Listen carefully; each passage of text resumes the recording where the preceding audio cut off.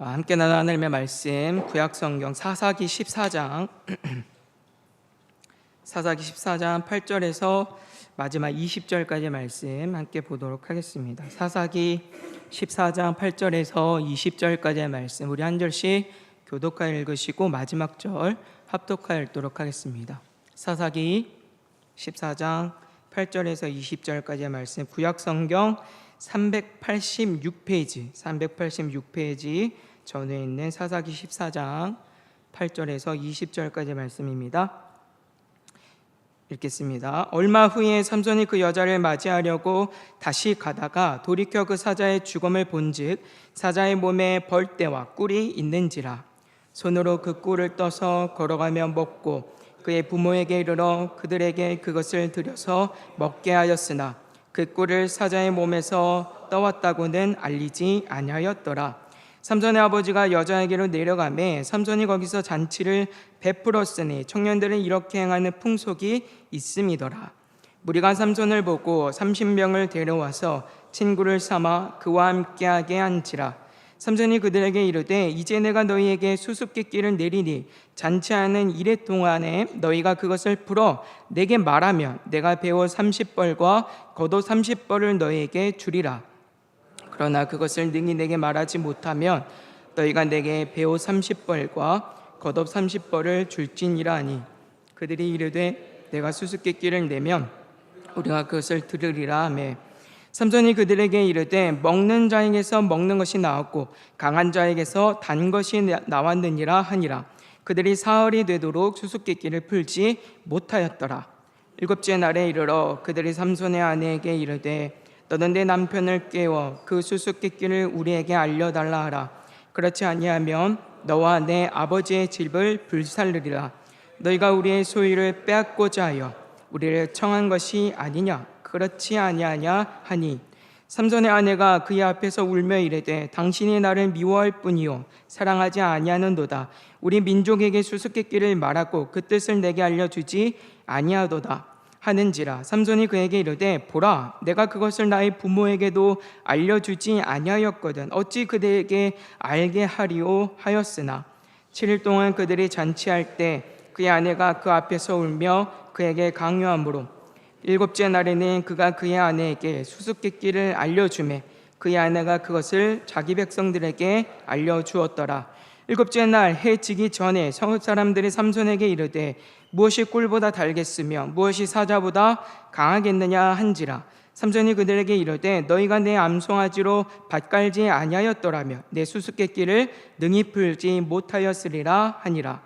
여호와의 영이 삼손에게 갑자기 임하시매 삼손이 아스글론에 내려가서 그곳 사람 30명을 쳐 죽이고 노략하여 수수께끼 푼 자들에게 옷을 주고 심히 노하여 그의 아버지의 집으로 올라갔고 함께 읽습니다. 삼손의 아내는 삼손의 친구였던 그의 친구에게 준 바 되었더라. 아멘. 이 시간에는 본문 말씀을 중심으로 하나님의 열심히 이루는 인생이라는 제목으로 함께 은혜를 나누겠습니다. 오늘 본문 말씀은 삼손이 딥나에서 반한 여인과 결혼하는 장면들을 우리에게 소개를 해주고 있는데 그 중에서 우리가 주목할 사건이 두 가지가 있습니다. 첫 번째는 삼손이 딥나의 포도원에서 죽인 이 사자의 시체에서 난 꿀을 먹었다라고 하는 점이고요. 그리고 이 꿀을 부모에게도 먹이는데 이 출처가 어디에서 나는지에 대해서는 말하지 않았다라는 점이에요. 그리고 다른 하나는 결혼식에 참석한 자들 중에서 이 30명과 수수께끼 내기를 하는 모습을 성경은 이제 말씀하고 있어요. 성경이 이런 방식을 통하여서 삼손이 완전하게 나시린으로의 삶에 실패하였다라는 점을 우리에게 말씀하고 있습니다. 먼저 8절, 9절의 말씀에서는 삼손이 딥나에서 반한 여인과 호인하러 가는 이 길목에서 딥나 포도원에서 죽인 사자의 시체를 보게 돼요. 그런데 주목할 점은 그 시체 안에 벌떼와 꿀이 있었다라는 점이에요. 도대체 어떻게 이 사자의 주검 안에 꿀이 있게 되었을까? 참 놀라운 일인데 근데 중요한 건 삼손이 그 꿀을 먹었을 뿐만 아니라 그의 부모에게도 주었다라고 성경은 말씀하고 있습니다. 성경이 이러한 삼손의 모습을 통하여서 그가 완전하게 나시린으로서의 삶을 포기했다라는 점을 보여주고 있어요. 실패한 모습입니다. 나시린은 기본적으로 시체를 가까이 하면 안 되죠. 그럼에도 불구하고 그 꿀을 먹기 위한 목적에서 삼손은 이 시체를 가까이 하는 일을 두려워하지 않아요. 하나님이 정하신 규례대로 살아가려 하지 않을 뿐만 아니라 더 중요한 건 하나님이 정하신 규례를 어김으로써 내가 담당해야 되는 하나님의 책망에 대해서도, 하나님의 심판에 대해서도 그는 두려워하지 않습니다. 그러니까 하나님의 말씀을 어기는 일에 대해서 그는 주저함이 없는 거예요. 그리고 무엇보다 삼손은 유혹과 시험 앞에서 자신이 마땅히 지켜야 하는 경건과 거룩을 지키는 일에 관심이 없어요. 싸우지 않습니다. 사자의 시체에 있는 꿀을 먹었다라고 하는 점은 삼손이 얼마나 유혹과 시험 가운데서 연약한가, 그리고 더 나아가서 자신이 나시린이기 때문에 마땅히 지켜야 하는 경건과 거룩이 있음에도 불구하고 그것을 지키기 위한 싸움도 하지 않으려 했다라는 점을 우리에게 분명하게 보여주고 있어요. 우리는 창세기에서 첫사람 아담과 하와가 하나님께 범죄할 때 많은 경우에는 하나님이나 또는 주어진 상황을 탓하고 핑계하는 경우들이 굉장히 많이 있습니다. 그래서 사탄이 뱀을 통하여서 유혹했기 때문에 범죄했다라고 생각하여서 이 넘어짐의 책임을 누구에게 넘기느냐면 사탄 또는 뱀, 이 유혹 자체로 이 죄의 책임을 넘기는 경향들이 있어요.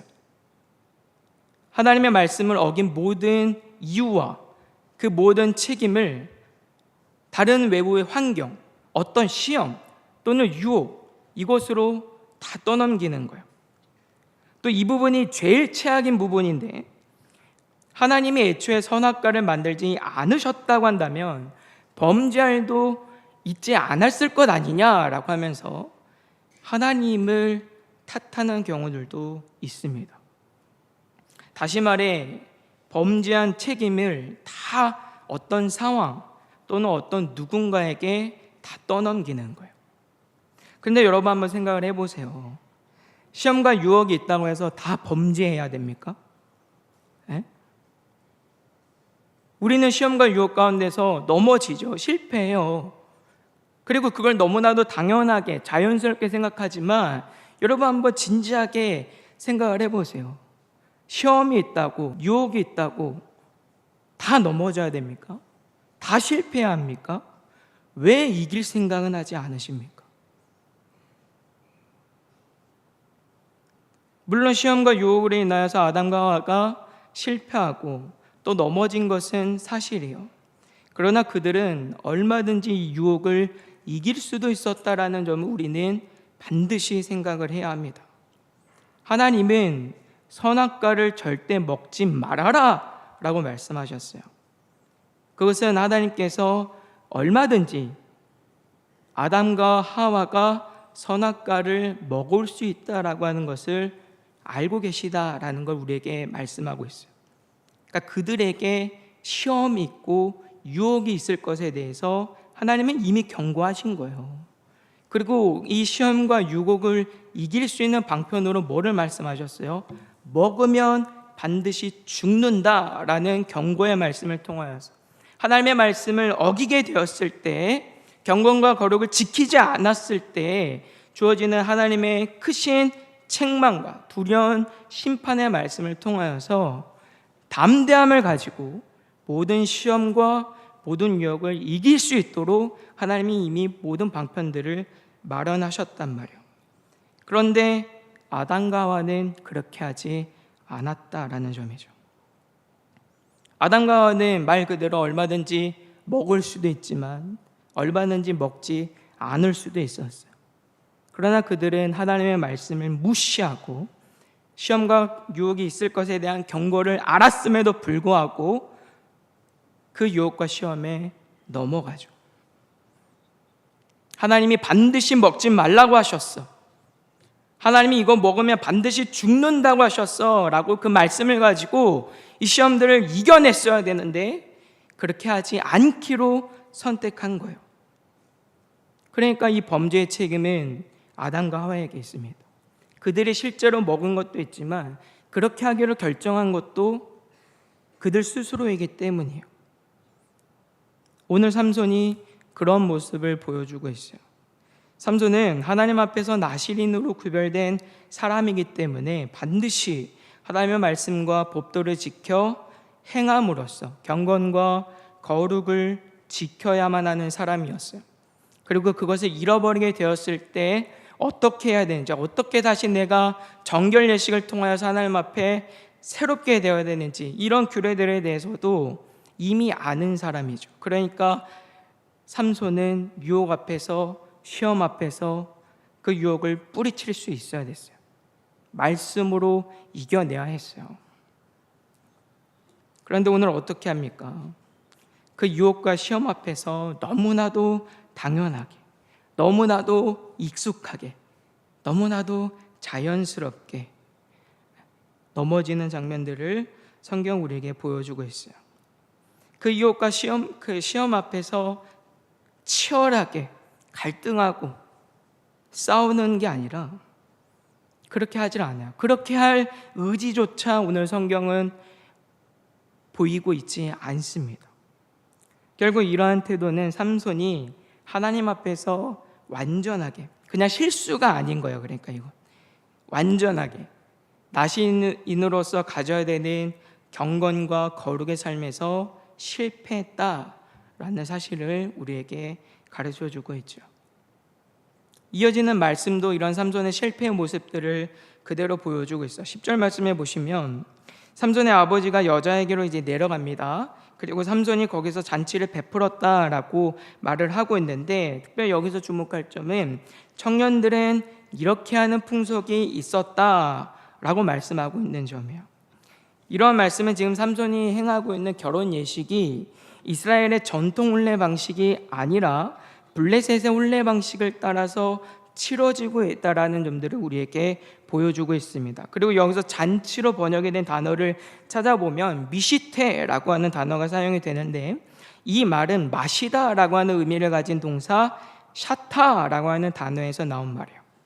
그러니까 이 잔치는 어떤 성격을 가지고 있냐면 술과 함께 벌어지는 잔치였다라는 것을 우리에게 말씀하고 있고, 결국은 포도주와 독주를 삼손이 마셨다라는 것을 암시하고 있는 내용입니다.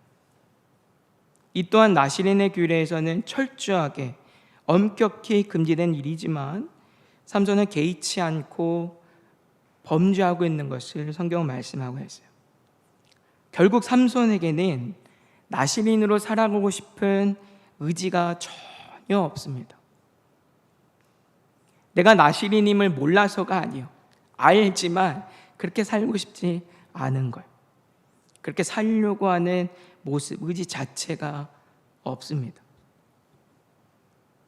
하나님 앞에서 하나님이 주신 경건과 거룩의 삶을 지키고 하나님이 구별하여 주신 하나님의 백성과 세상에 죄악된 사람들과의 이 구별된 자의 모습을 가지고 살아가려는 그런 의지가 없어요. 오히려 삼손은 보다 더 적극적으로 세상에 동화되어서 세상에 즐기는 쾌락과 세상에 주는 즐거움에 흠뻑 빠져서 동화되어 살아가고 있는 모습을 우리에게 보여주고 있습니다.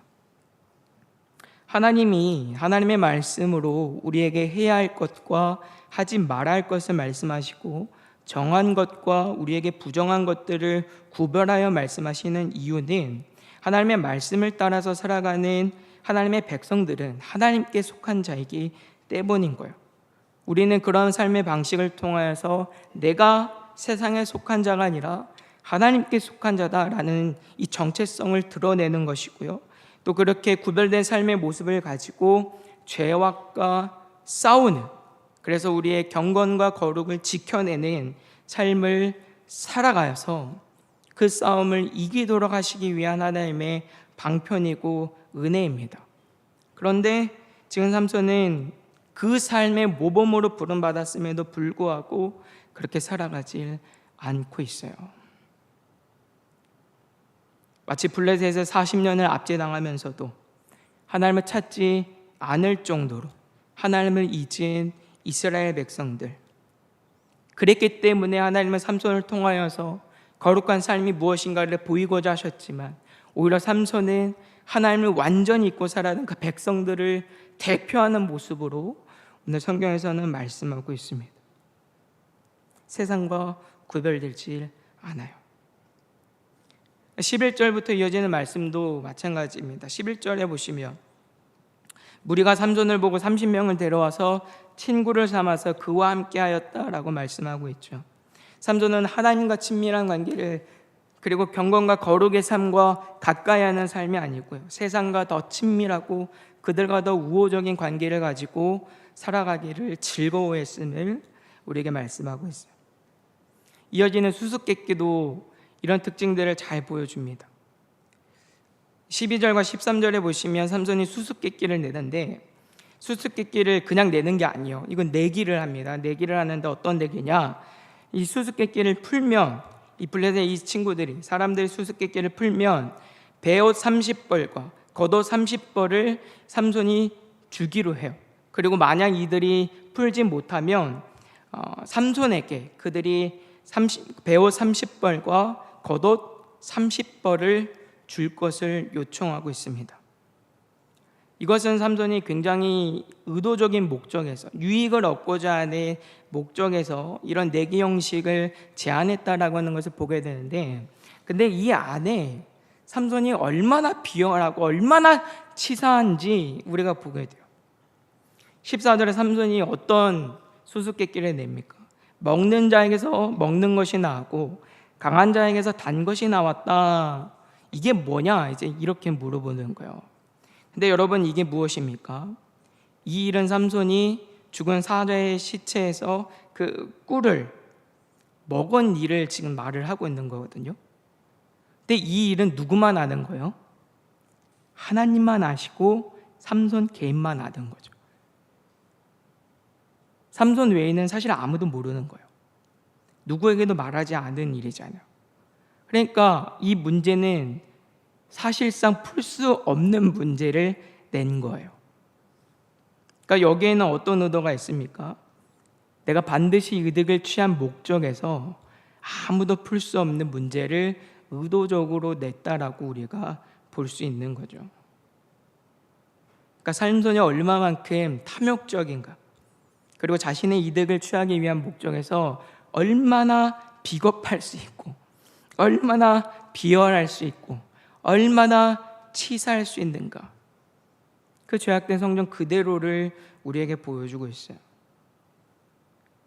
자신이 이득을 취할 수만 있다고 한다면 삼손은 어떤 비열한 일도 가리지 않습니다. 과연 이 일이, 과연 이 결정이 하나님 앞에서 내가 할 만한 일인가? 하나님 보실 때 어떻게 바라보시는가? 여기에 대한 고민은 전혀 없습니다. 그냥 내가 이득을 취할 수만 있다고 한다면 수단과 방법을 가리지 않고 자기가 하고 싶은 모든 것들을 그냥 해버리는 삼손의 모습을 보여주고 있어요. 그리고 나타나는 블레셋 사람들의 모습도 이 삼손이 가지고 있는 비열함과 이 더러움과 다르지 않는 모습임을 우리에게 말씀하고 있습니다. 삼손의 질문을 들은 사람들이 답을 찾지 못하니까 어떻게 하냐면 삼손의 아내를 협박을 해요. 15절입니다. 일곱째 날에 이르러 그들의 삼손의 아내에게 이르되 너는 내 남편을 꾀어 그 수수께끼를 우리에게 알려달라 하라. 그렇지 아니하면 너와 내 아버지의 집을 불사르리라. 너희가 우리의 소유를 빼앗고자 하여 우리를 청한 것이 아니냐? 그렇지 아니하냐니. 아멘. 삼손의 아내에게 수수께끼의 답을 알려주지 않으면 그 이 여인뿐만 아니라 그 여인의 가족들, 그 모두를 다 해야 할 것이다. 지금 그렇게 말을 합니다. 그리고 이 일은 정당하다라고 지금 말해요. 왜냐하면 답을 알려주지 않으면 이 여인이 삼손과 동조하여서 자신들로부터 어떤 이득을 취하기 위하여서 자신들을 의도적으로 속인 일이기 때문에 이 일에 대해서 우리는 마땅히 보복할 수 있다라는 논리를 가지고 지금 협박을 하고 있는 거예요. 결국은 삼손의 아내가 이 삼손을 보채입니다. 그리고 이 유혹을 삼손이 이기지 못하고 결국은 다 알려주게 되고 이 내기는 삼손의 패배로 끝이 나는 것을 오늘 성경은 말씀하고 있어요. 여기에 지금 나타나는 삼손과 블레셋 사람들의 모습의 다른 점은 무엇입니까? 자신의 이득을 취하기 위해서 어떤 비열한 일도, 어떤 광폭한 일도, 어떤 난폭한 일도 가리지 않고 수단과 방법을 다 택하여 살아가는 블레셋 사람들이나 삼손이나 다르지 않음을 성경은 말씀하고 있어요. 그만큼 삼손의 삶은 하나님 앞에 거룩한 나실인의 삶으로 부름받았음에도 불구하고 그 삶을 전혀 살아내지 못한, 그 삶에 있어서 완전하게 실패한 인생을 성경 우리에게 말씀하고 있습니다. 이어지는 이 내용에서도 우리가 이런 대목을 잘 보게 되죠. 삼손이 내게 지인 이후에 한 일이 무엇입니까? 순수하게 자기가 약속한 대로 그들에게 어떤 보상을 지급하는 게 아니에요. 오히려 분을 내죠. 너희가 내 아내를 이용하여서 절대 풀 수 없는 문제를 풀었다 라고 하면서 이 일에 대한 보복으로서 아스글론이라고 하는 지역에 내려가서 30명을 쳐 죽였다라고 지금 성경은 말씀하고 있어요. 그리고 그들로부터 노략해서 약탈해서 그 빼앗은 물건을 가지고 이 사람들에게 내게 이긴 사람들에게 보상을 주고 떠나갔다라는 모습들을 성경은 말씀합니다. 자기가 한 비열함은 생각하지 못하고 자기가 갖고 있는 악함에 대해서는 생각하지 못하고 오히려 상대방의 불의에 대해서 분노하고 억울해하는 삼손의 모습을 오늘 성경은 말씀하고 있어요. 마치 오늘 아침 예배 때, 오전 예배 때 내 눈 속에 있는 들보는 못 보면서 다른 사람에 있는 가시만 보고 살아가는 그런 어리석은 삶의 모습을 삼손이 보여주고 있습니다. 결국 그는 세상 사람들과 똑같은 성정을 가진 사람이었고요. 그리고 이러한 삶의 태도는 그가 나실인으로서 하나님 앞에서 완전하게 실패했다라고 하는 사실들을 말씀하고 있어요. 사랑하는 여러분, 오늘 말씀이 삼손의 완전한 실패를 우리에게 보이고 있는 이유는 어디에 있을까요? 왜 성경은, 왜 하나님은 오늘 삼손이 행한 그 모든 일들 속에서 그가 행한 모든 악한 일들, 그가 하나님 앞에 실패한 이 완전한 실패들을 드러내고 계시는 것일까요? 삼손을 책망하기 위해서일까요? 그도 아니면 이 말씀을 통하여서 우리를 책망하시기 위해서 하나님이 이 말씀을 하고 계시는 것일까요? 아니에요.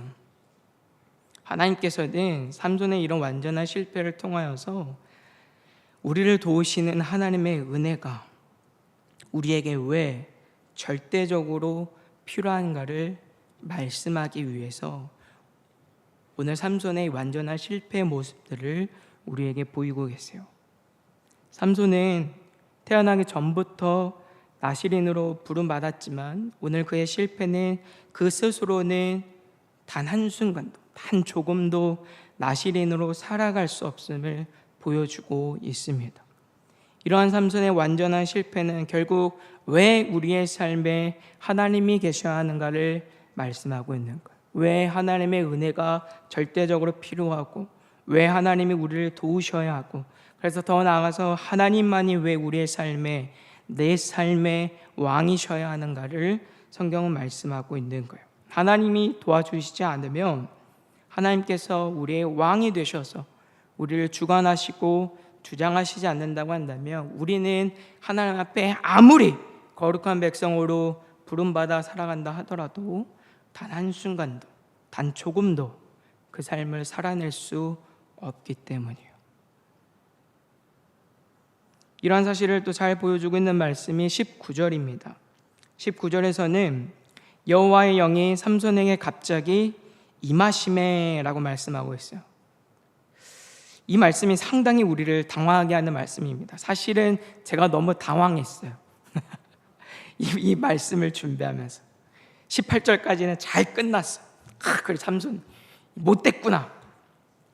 근데 갑자기 19절이 시작하는데 하나님의 영이 그에게 임했다고 말씀하고 있는 거예요. 이상하죠.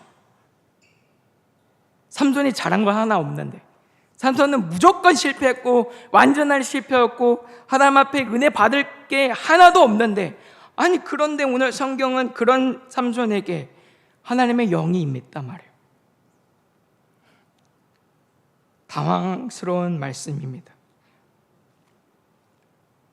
은혜를 받을 만한 자가 아닌데, 하나님이 도우실 만한 자가 아닌데, 그런데 왜 성경과 여호와의 영이 그에게 갑자기 임하였다라고 말씀하고 있을까?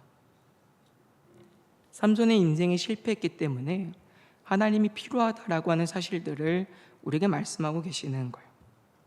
삼손은 실패하더라도 하나님은 그 실패를 통해서도 얼마든지 하나님이 목적하시는 뜻과 계획을 이루신다라는 사실입니다.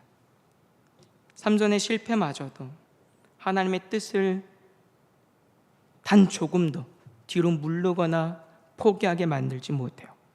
삼손이 아무리 하나님 앞에 악하고 아무리 불의하고 하나님 앞에서 얼마든지 넘어지는 존재라 하더라도, 하나님의 뜻에 맞지 않는 모습으로 살아간다 하더라도 그것이 하나님의 뜻을 이루는 일에 조금도 방해가 되지 않더라.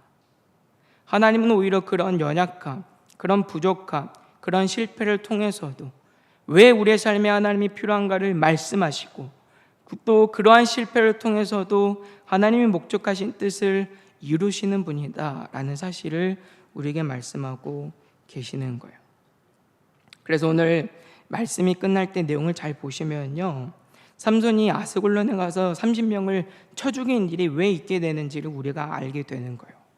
삼손은 나실인의 삶으로 살아가질 않고요, 더 나아가서 하나님께서 그를 통하여서 블레셋이라고 하는 사람들과 대적하여 이스라엘을 구원하시겠다라고 하는 그 뜻에 대해서도 알지 못하고 외면하고 살아갑니다. 그런데 하나님은 어떻게 하시느냐면, 이렇게 완전하게 실패하는 삼손의 인생을 통하여서 블레셋과 갈등하는 구도를 만들어 가시고요, 결국 이런 대립 구도를 통하여서 삼손이 블레셋과 싸우지 않을 수 없는 그 역사의 현장으로 이끌어 가시더라는 거예요. 결국 이런 방식을 통하여서 하나님은 블레셋의 압제로부터 이스라엘을 구원하시겠다라고 하는, 하나님이 삼손에게 뜻하신 그 뜻을 이루어 가시는 것을 성경 우리에게 말씀하고 있습니다. 결국은 우리는 하나님 앞에 불의하고 우리가 하나님 앞에 불성실한다 하더라도 하나님은 그러한 우리의 부족함, 우리의 불의함 속에서도 하나님의 신실하심과 하나님의 성실하심으로 말씀하시고 뜻하신 모든 것을 이루고 계시는 것을 성경은 우리에게 말씀하고 있어요. 결국 우리의 삶은 하나님이 이루시고 하나님이 완성하시는 인생임을 성경은 말씀하고 있습니다. 이사야는 이렇게 증거해요. 이사야 9장 6절과 7절입니다. 이는 한 아기가 우리에게 낳고 한 아들을 우리에게 주신 바 되었는데 그의 어깨에는 정사를 메었고 그의 이름은 기묘자라 모사라 전능하신 하나님이라 영존하시는 아버지라 평강의 왕이라 할 것임이라. 그 정사와 평강의 더함이 무궁하며 또 다윗의 왕자와 그의 나라에 군림하여 그 나라를 굳게 세우고 지금 이후로 영원히 정의와 공의로 그것을 보존하실 것이라. 만군의 여호와의 열심히 이를 이루시리라. 아멘. 이사야 37장 31절 32절입니다. 유다 족속 중에 피하여 남은 자는 다시 아래로 뿌리를 받고 위로 열매를 맺으리니 이는 남은 자가 예루살렘에서 나오며 피하는 자가 시온산에서 나올 것임이라. 만군의 여호와의 열심히 이를 이루시리라. 아멘. 이사야의 이런 말씀은 남유다의 멸망과 회복을 말씀하실 때 주신 말씀이죠. 하나님의 이런 말씀을 통하여서 역사 가운데서는 바벨론의 포로로부터 회복도 말씀하시며 결국은 하나님으로부터 완전하게 죄인된 모습으로 살아갈 수밖에 없는 그 하나님의 백성들을 다시 거룩하게 하시고 하나님의 순결한 백성으로 이루실 것에 대해서 말씀하고 계세요. 그리고 이 말씀은 말씀하신 대로 예수 그리스도를 통하여서 성취가 된 내용이죠. 근데 이 일을 누가 계획하고 누가 이루시는 거예요? 우리가 하는 건 하나도 없는 거예요. 하나님이 이루시더라. 우리가 잘해야만 하나님이 하나님의 뜻을 이루시는 게 아니라고요. 우리가 믿음이 좋을 때만 하나님이 우리를 통하여 역사하시는 게 아니라고요. 하나님은 우리가 믿음이 연약하고 고민하고 갈등하고 시험과 유혹 속에서 그것을 이기지 못하고 견디지 못하고 넘어가는 그 순간에라도 여전히 우리를 붙드시고 우리의 삶에 두신 하나님의 뜻을 성실하게 이뤄가시는 분임을 말씀하고 있는 거예요. 삼손은 실패한 인생이 틀림없습니다. 그는 부족하고 허물이 많은 인생이에요. 그러나 우리가 그의 인생을 바라보며 낙심하지 않을 수 있는 것은, 오히려 소망이 있는 것은 무엇입니까? 그는 실패해도 하나님은 실패하지 않으셨기 때문에 하나님의 열심이 결국은 그 삼손의 삶을 빚으셔서 하나님이 목적하신 그 목적지까지 그를 이끌어 가셨기 때문에 거기에 우리의 소망이 있는 거예요. 삼손은 의도하지 않았지만 하나님이 이루고자 하시는 뜻을 이루는 방편으로서 그의 연약함과 그의 완전한 실패마저도 사용하시는 것을 우리 성경은 말씀하고 있어요. 그리고 마침내 우리는 삼손이 하나님 앞에서 맡겨진 사명을 감당하고 최후를 맞이하게 되는 장면을 보게 됩니다. 결국 오늘 나타나는 삼손의 실패는 왜 하나님이 우리에게 필요한가? 왜 하나님이 우리의 왕이 되셔야 하는가? 라는 사실과 함께 우리는 실패하더라도 하나님이 우리의 삶을 이루어 가시기 때문에 소망이 있다는 사실을 우리에게 말씀하고 있어요. 오늘 살아가는 저 여러분들에게 이 말씀이 큰 위로와 소망이 될 줄 믿습니다.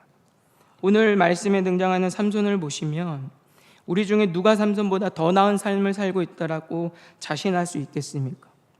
이미 내 삶이 삼손 아닙니까? 내가 보고 싶은 것을 보고 먹고 싶은 것을 먹고 시험과 유혹이 있을 것을 우리 주님을 이미 예고하셨고 말씀하셨고 견디라 말씀하시지만 우리는 우리의 삶에 마주치는 모든 유혹과 시험 앞에서 작아 보이는 그 문제들 속에서도 이리 불면 이리 가고 저리 불면 저리 가는 인생을 살아가고 있지 않습니까? 갈등하고 고민하고 치열하게 내가 오늘 어떻게 하나님의 말씀대로 살아낼 것인가에 대한 다짐이 아니라 이리 유혹하면 이렇게 유혹당해서 이렇게 시험당하면 이렇게 시험당해서 믿음의 자리를 포기하고 살아가고 있지는 않은가? 그리스도인의 정체성을 잃어버리고 경건과 겨울룩을 지키기 위한 부단히 애씀과 싸움이 아니라 적당히 불편하지 않을 정도로 세상과 타협하고 세상과 양보하고 하나님의 자리를 내어주고 어쩌면 삼손과 같이 아니 보다 더 적극적으로 세상과 동화되어 살아가고 있지는 않은가. 그래서 내가 정말 하나님께 속한 자인지 세상에 속한 자인지 구별되지 않는 모습으로 살아가고 있지 않은가 생각을 해봐야 돼요.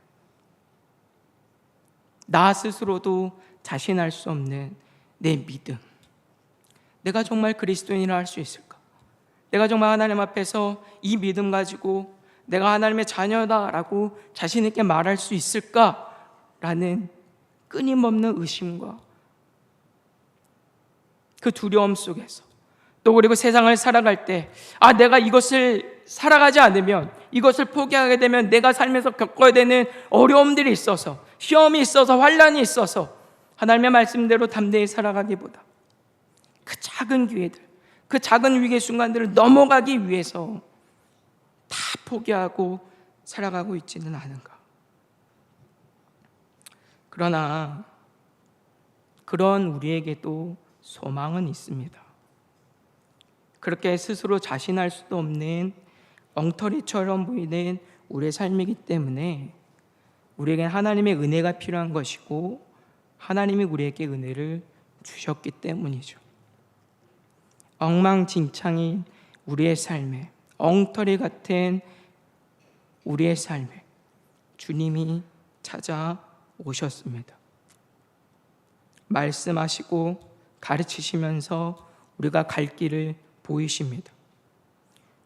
오늘 넘어지고 오늘 또 연약하고 오늘 또 세상 앞에서 믿음으로 살아가기를 두려워하는 우리를 격려하시고 위로하시고 그 연약함도 하나님이 쓰신다라고 하는 이 놀라운 사실을 통하여서 실패를 두려워할 것이 아니라 오늘 주어지는 그 삶의 연장을 하나님의 말씀을 살아내는 삶의 자리가 될 수 있도록 오늘도 우리를 이끌어가고 계세요. 우리의 삶을 아주 작아 보이는 그 완전한 실패도 하나님의 뜻을 이루는 하나님의 방편으로 하나님을 사용하고 계시다라는 말이에요. 그렇기 때문에 이 은혜를 받은 자라서 우리가 해야 할 일이 있다고 한다면 세상을 두려워하지 않고 세상 속에서도 그리스도인들의 삶을 어떻게든 살아내기 위해서 힘쓰는 저와 여러분들이 되어야 합니다. 우리는 수도 없이 많은 세상의 유혹과 시험들을 마주하며 살아갑니다. 어떤 시험이 어떤 유혹이 우리를 찾아올지 우리는 알 수 없어요. 매 순간순간들이 다 시험거리고 다 유혹이고 다 우리를 염려하고 두렵게 만드는 일들이에요. 그리고 대부분의 순간은 다 타협하고 다 넘어지고 그렇게 살아갈 때가 많아요. 그렇다 하더라도 우리는 끝까지 이 믿음의 싸움을 포기하는 자들이 되어서는 안 됩니다. 결국은 하나님이 이루시기 때문에. 그래서 우리의 삶의 모든 순간과 여정들이 하나님이 뜻하신 바를 이루는 방편이 될 수 있도록 우리는 기꺼이 우리의 삶을 하나님께 내어 맡겨드리는 삶이 되어야 되는 거예요. 사랑하는 성도 여러분, 오늘 우리는 삼손의 완전한 실패 가운데서 하나님의 뜻을 여전히 이루어 가시는 성실하신 그리고 신실하신 하나님의 놀라운 은혜를 보게 됩니다. 우리는 실패하기 때문에 하나님의 은혜가 필요한 것이고요. 또 실패하기 때문에 하나님께서 오늘도 우리의 삶을 이뤄가고 계심을 기억할 수 있기를 주님의 이름으로 부탁을 드립니다. 그래서 한 주 동안 특별히 살아가실 때 어떤 시험 앞에서도 유혹 앞에서도 낙심하지 마시고 두려워하지 마시고 적당히 타협하면서 맛보면서 살아가는 게 아니라 믿음으로 한번 부딪혀 볼 수 있는 복된 은혜가 있게 되기를 주님의 이름으로 부탁을 드립니다. 그리고 보세요. 하나님이 그 삶을 어떻게 도우시는가, 어떻게 채우시는가. 그래서 정말 하나님의 살아계심을 누리며 살아가는 복된 우리의 삶이 될 수 있기를 주님의 이름으로 소망합니다.